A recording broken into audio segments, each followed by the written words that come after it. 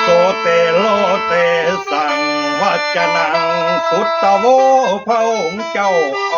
รหันต์ทรงทราบหยุด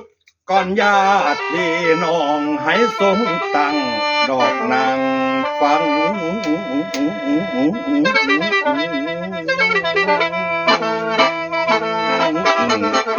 ข้านี่เนาอยู่อย่างแดนทวีปเมืองบนมนุษย์คนชมพูบนแก้วไก่ดอกไผ่เวิง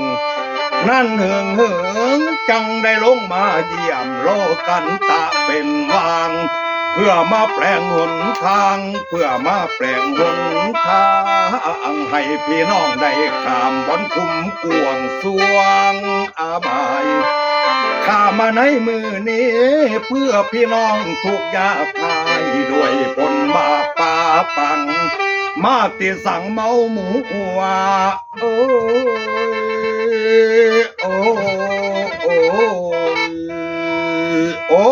ยชุมอาบายให้คลายหอนเป็นจังได้เช้านี้ก่อนชุ่มเชื่อจึงเฮหนห้องหำมาเสวยผลกรรม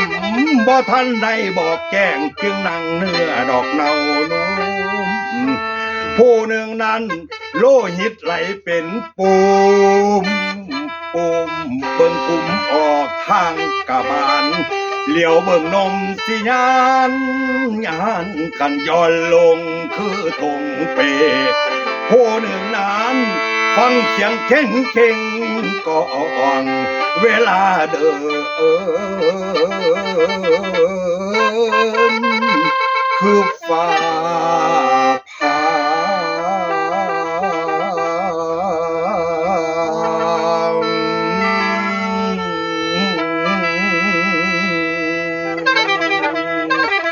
โอเรนอ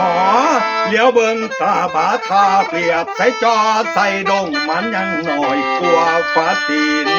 ผู้หนึ่งนั้นนั่งขาดเป็นชิ้นแม้มีโทษการสั่งอนิจจังเวทนานายสะอ่างแต่นอป่าเหลียวเบิ่งสีสันหน้าหูตาบอกคือ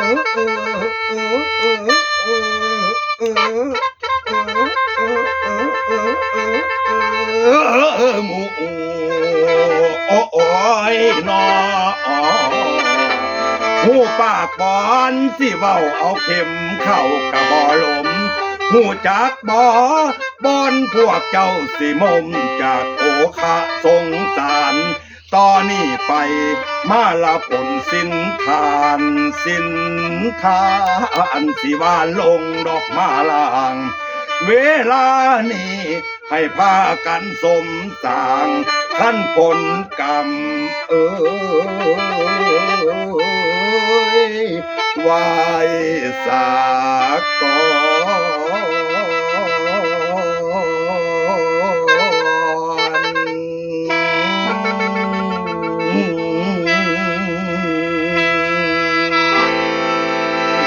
โอเรนอ